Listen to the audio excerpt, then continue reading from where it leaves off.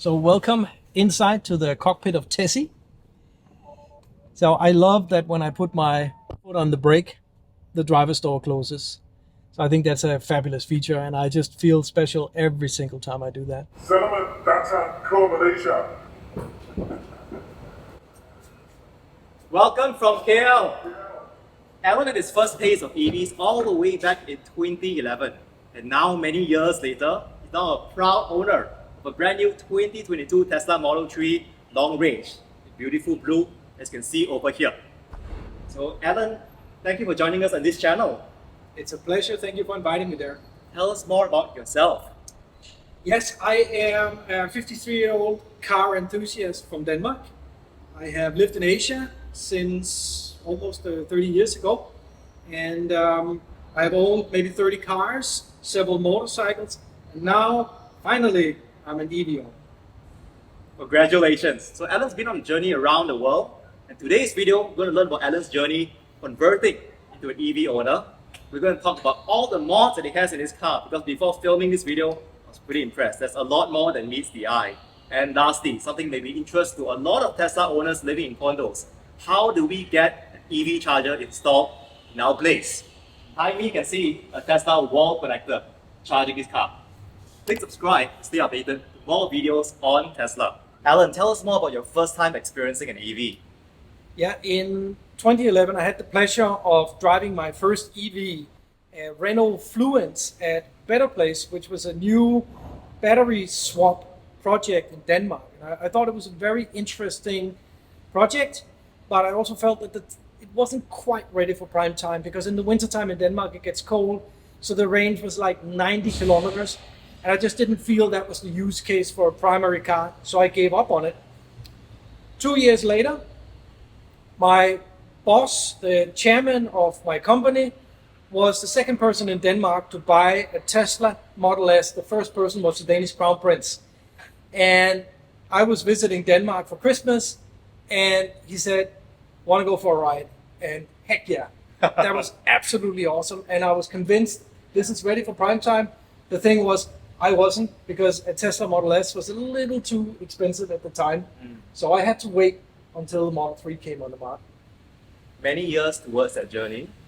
So as the time passed, what eventually led you to start considering a Tesla? It's a great question. I was considering electric cars in general. I was intrigued by that. And the older I get, and I said I had 3 adult kids, I start to think more and more about legacy and the environment and so on, and our footprint on the planet. And we start to use less and less in our condo.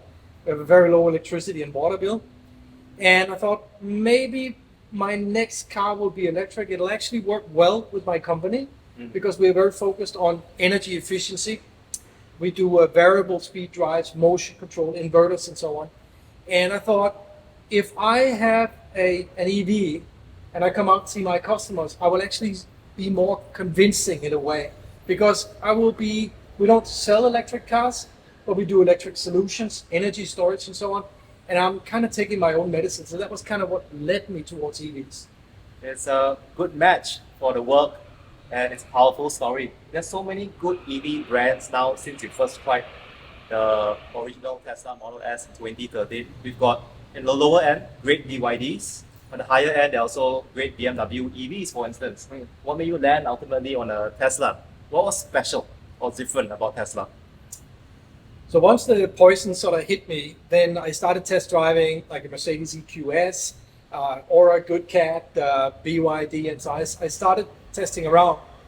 The first time I tried the Tesla, Amirul from Exotic Mods, he said, "Okay, now I'll introduce you to one-pedal driving." I actually had not heard about that, and I certainly did not really experience that in any real way with any of the other EVs. And he said, "You either love it or hate it." For me, the first moment I drove the car, I loved it. And with a Tesla now, I talk a lot about the joys of owning a Tesla. I think it looks cool. My daughter is a vegan, and she loves the vegan interior. I love the white interior. Same. So I think there's so many cool aspects. A lot of people talk about the software, the fantastic stereo with 15 speakers. It's even better than my previous car, where I had custom setup. And so there's so many things to love. But the thing that really got me, and I test drove, I think it was a 2020 standard rear wheel drive. The power was amazing, even in the standard. The way that it's planted, how it sits on the ground, but it's not too hard. And then the one pedal driving. I was so connected to the car. It's like an extension of my body. When I think a thought, if I want to brake, I just lift off the gas and it stops. And it responds to every little move or thought that I have. So that connectedness, I actually discovered first with like an EQS, that driving an electric car could be very much like driving any other really good car. But driving a Tesla is really an extension of your body. And it's just so responsive and it's addictive, and I can never go back. Tesla needs advertising like that. Or some would say, who needs advertising? We got customers like Alan. Great product. Yeah. Now, Alan has made his car even better because this is not just a standard long-range Model 3.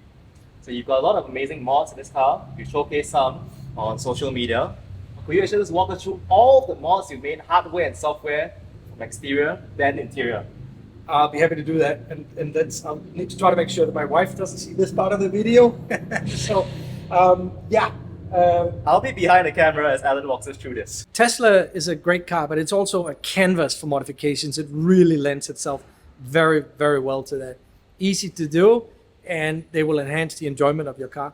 The first modification I did was actually get the Watchler app for my Apple Ultra watch. And this is my control panel for the car. If we start from the front, I had the electric front installed, and I can remote control that from my Apple Ultra watch.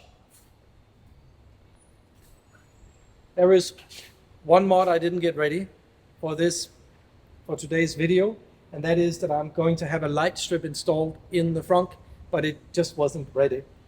But I love this front. It's very useful, and it's mostly where we put groceries when we go shopping.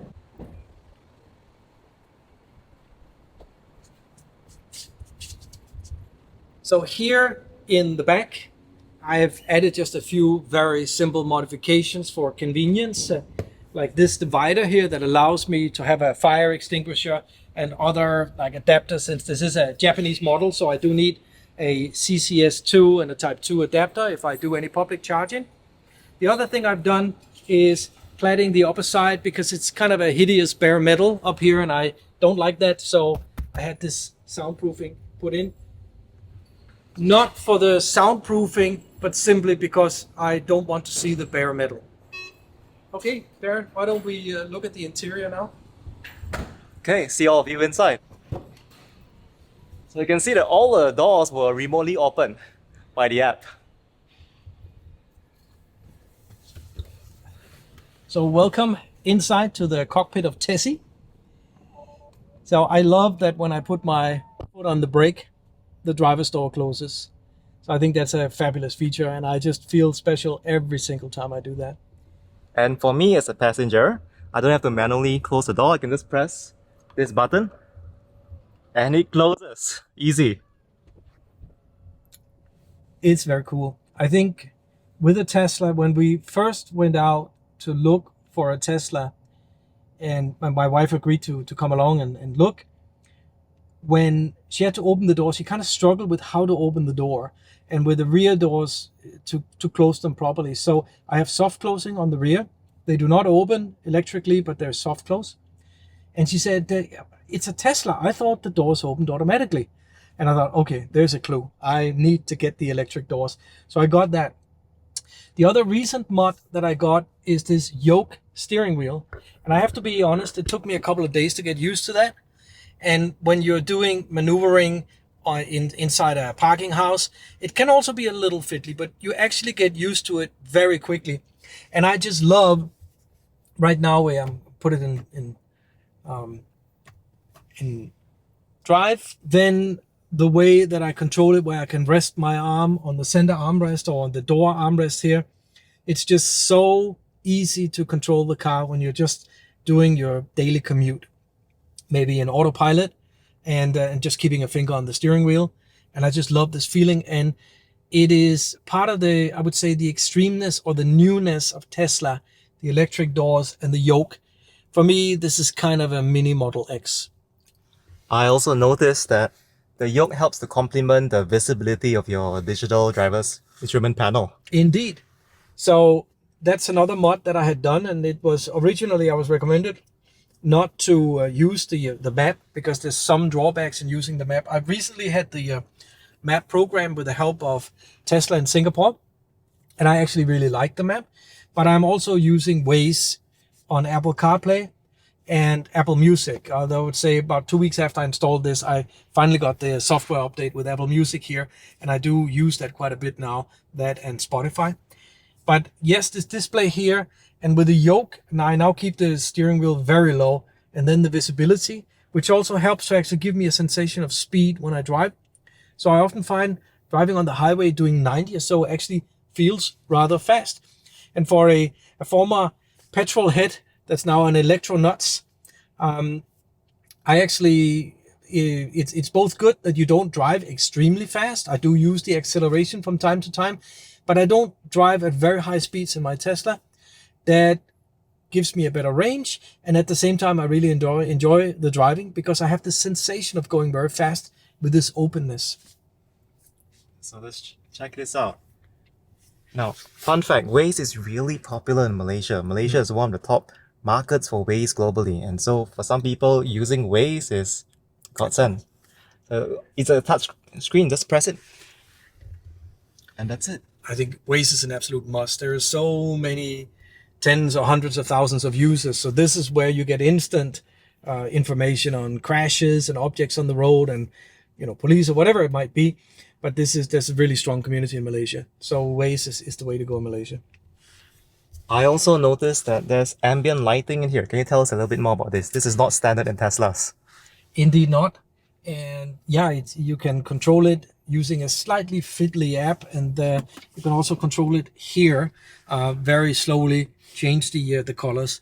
And I just think that it's, especially at nighttime, when you drive in the city, KL has a very beautiful cityscape. You see the PNB 118, the TRX, the Twin Towers. So you drive in the city at night and you look out at the moonroof and you see the city. It's really a beautiful, scenic city to drive in the evening. But then the ambience that you feel inside, and I love these speaker covers that are backlit. I chose to keep my original panels here on the door, the white panels, because the package actually comes with a sort of a fake carbon fiber panel that is backlit. I thought that was a little bit too much for me. I really love the white. So it's not the full package of ambient light, but I just love that feeling that it gives me on the inside.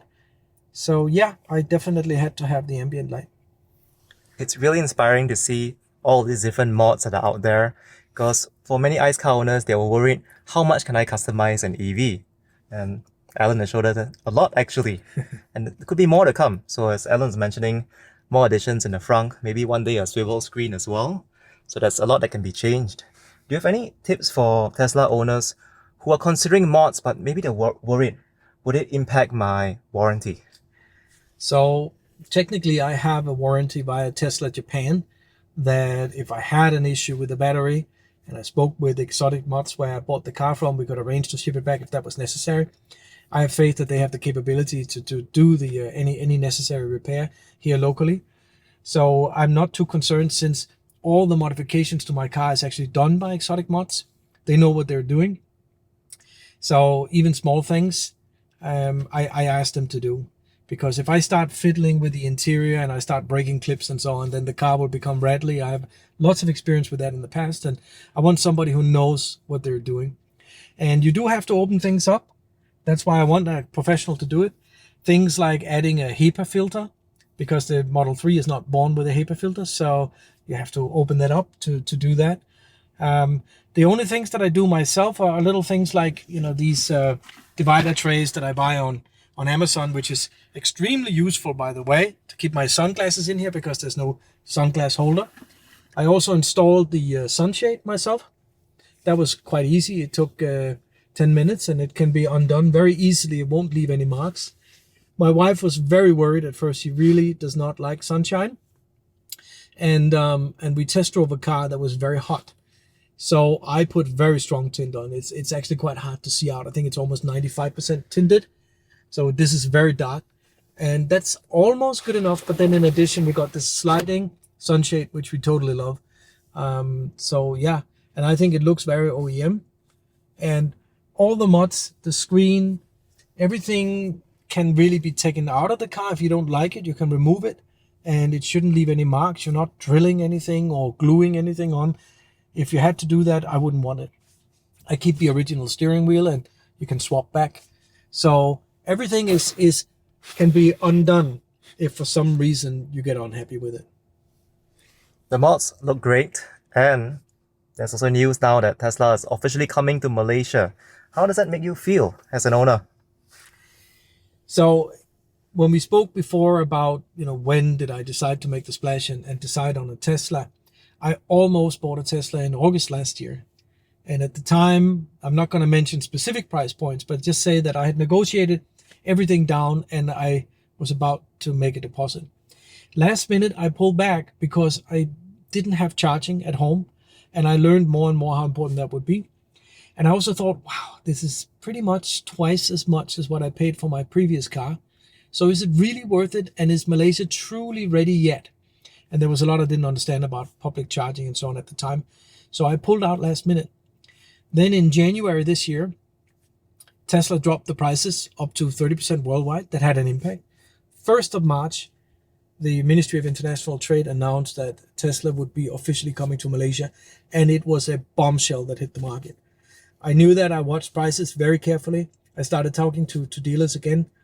And I actually found that I could now buy a Tesla at convergence. I could buy it at the same price as Tesla cost in other markets before COE and some of the challenges you have there in Singapore. So I felt this is a fair price. It's not going to come much below that. This is basically the price that Tesla is selling at. So now it's the time to jump in. When Tesla is here, I will be able to get original spare parts directly from Tesla. I can get it serviced from Tesla if I need to. So I just see it becomes a core market and there will be professional support if need be. But I already feel comfortable with someone like Exotic Mods because they have a full workshop. They clearly have very skilled technicians. They can even do battery packs and so on. So I think if you're on the fence, don't be. The prices are already there. Tesla is a fantastic car. Just jump into it and get going. You really won't regret it. I think the only thing people tend to regret after they buy their Tesla is that they didn't do it sooner. I agree. So Alan talked about how important home charging is. And so let's head outside and talk about how Alan got his wall connector and what challenges he faced and any tips you have for condo owners watching this. See you outside. Alan, before we talk about your wall connector, I'm going to ask you about your Tesla charge port, because this is not a normal Type 2 or CCS charge port. Tell us more about it. Very true, Daren. This is a Tesla proprietary connector, the same type that is used in the United States. It's very thin and nimble. And this is both for AC charging and DC charging. I think it's absolutely wonderful. This can do 250 kilowatt.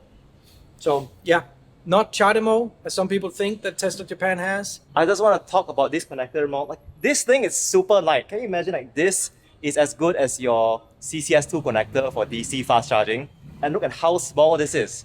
This is like going from the old Apple 30-pin lightning to the new USB-C kind of ports. This is so good. Why can't this be a global standard? Tesla is working to make this a North America standard. But seeing this here in Malaysia, it's nice to know that, again, there are adapters for your charge ports. Next to us, we've got the Gen 3 Tesla wall connector. Can you walk us through your whole journey getting this set up in your condo? Yeah, this was absolutely alpha omega for me to get an EV car, was to have home charging. It's so convenient. I mean, every time I come home, I have a gas station at home, and I never go to a gas station any longer, except to put in air in the tires. So the wall box came with the car. Of course, I had to have it installed, and a good friend of mine, Alvin Wong, who has done hundreds of installs already, and we had worked together on a project to make a proposal here in the condo to expand the electrical capacity. So I got to know Alvin that way. He's also an avid contributor on the Malaysian EV Owners Club, where I'm also writing quite a few posts, several posts a day, as a matter of fact, probably. So, but Alvin gave me a lot of advice, and so it was only natural that he would install it for me. And I think he's done a really good job. I'm very proud of this installation with a sturdy metal box and some high quality components in here, ABB and Eaton and so on, and a very nimble electrical meter, very easy to read, where normally you see these old fashioned mechanical meters. So this is very simple, easy for me to see, and well wired, and I feel like this is a very safe setup. I feel very safe around the wall box. It's IP65, so it's waterproof, and so no concern at all. I have a 40 amp supply, which means that I can maximum do 32 amp charging, and that should be up to 7.2 kilowatt. At first, I thought you need 11 kilowatt, or maybe 22. And Alvin kept telling me, no man, you just need 7.6. You can even get by with 3.6 because you never deplete your battery. And whenever you do, you're going to charge it overnight anyway. And the next day, you're not likely to need everything. I didn't believe him. But now I come home, I've been roaming around Klang Valley, and I've used maximum 20% charge. You know, I charge up to 90% every night. I plug it in every night because it's so darn easy with this light and easy plug, you know. So it just gives me confidence. I can drive to Penang even though I don't go to 100% charge. Should I decide in the morning, for the heck of it, let me go to Penang, I can just do it, no problem. So yeah, it's a great setup. It is. Yeah. It's a very clean setup. Many owners ask, how much would it cost them roughly to install this? So the box, typically, if you buy this in Malaysia, you probably pay about 4,000 for it. Like I said, it came with the car, and the total install and running about 46 meters of electrical cable. This one cost me about 2,200 ringgit. For many owners, you're wondering, Alan, my condo just rejected my request for EV charger. Yeah. What was your secret? I see a lot of people venting their frustration. Yes. And I think it's an absolute must to have a right to charge in your condo. In Kuala Lumpur, upwards of 80% of people live in a high rise. They live in an apartment, live in a condo. And it can't be that electric cars is just for people who live in landed. That is the minority. In Europe, where I come from, across the EU and in Denmark, there are actually laws mandating that for a large building, if there are more than 10 parking lots, there must be pre-wiring. So knowing that, I saw a few cars around plug-in hybrids, PHEVs, and they had a very simple charging. So I knew that it was possible to do already. And we had some allotments for just a few chargers per floor. So I joined the management committee after I bought my condo, and I started to work from within. I'm busy on I'm the moderator on our Facebook page for the condo here, and I'm telling everyone sort of gradually EVs are coming. I'm sharing information with them. I'm trying to get them involved. I made an owner's motion, which failed miserably at our last AGM, because I said let's agree on a right to charge rule for our condo. Let's upgrade so that all parking spaces can get 7.2 kilowatt. And the investment was prohibitive, so everybody was scared. Never mind, I will come back at the next AGM. Right now in the committee, I and one of my colleagues in the committee are working on getting common charging in. So we are looking at putting up 2 to 4 stations of 22 kilowatt hours. So we are meeting with CPOs, I think they're called, charge point operators, on Friday and next week to start getting proposals in. So we will set up common charging for those who don't want it at their own site. But I will keep on fighting for more electrical capacity so that more users can get their own charging. Right now there are 4 EVs on this floor, full BEVs. 2 of us have a 40 amp setup. Nice. And I know more and more people are gonna come in, and eventually people will also get a bit upset, and they'll come and say, how come you have it and I can't have it anymore because now there's no more electrical capacity. So I'm fighting for that. Thank you for sharing. I'm hearing from Alan that it is work, it is commitment. Alan's in the management committee of the condo. I know not all of us can do that. So hopefully we've got neighbors or condo partners who can help us with this as well. It is a journey. It is not complete. This is not mission accomplished. This is just step 1. Because many more needs to be here as Malaysia transitions to sustainable energy. Yes. All this here, like, how do you pay for this? Like, do you get billed the electricity bill or the management shares the cost? What happens? So I own the parking space here. Everyone owns 2 parking spaces. And there's an individual meter here. So I get a separate bill and I pay all the charges. So for any of my fellow condo dwellers here, you're not paying the electricity for my car. I pay for it, every penny for it. And I paid for the installation and running it over. So yeah, there is that. And I'm fortunate enough that it is a privately owned car, but it is company supported. So I send the electricity bill to my company, and I only pay upwards of, I think it's 57 Malaysian ringgit cent per kilowatt hour. So Amazing. it's a huge saving over what the company used to pay for, even for my heavily subsidized RON 95 gasoline. It is. Compared to petrol, that's probably a 4-5x savings. And compared to even public EV charging, there's probably still almost a double Oh savings. yes, yeah, for sure, easily. Yeah. Alan, thank you so much for sharing with us your journey going from ICE to EVs. It took a while, but it finally happened. Thank you for sharing with us all the amazing mods you have. I also hear that your tires were different. Yeah, so I managed to agree to swap from Hankook, and I know Hankook is generally great tires. I have them on my track car, but for Michelin's what I trust in the rain, and after swapping to them, they're just absolutely fantastic in the rain. So that was a good mod for safety. Yeah. So Tessie is now a supercar mod to me. All the mods are really amazing. How much roughly for all of these mods you receive? I think we are talking about in the neighborhood of Malaysian ringgit, 20,000, 22,000 ringgit. So let us know what you think about Tessie, as well as our journey here getting EV chargers installed on condos. If you found this video useful, please click the like button. Hit subscribe to stay updated to more stories with EV owners around the world.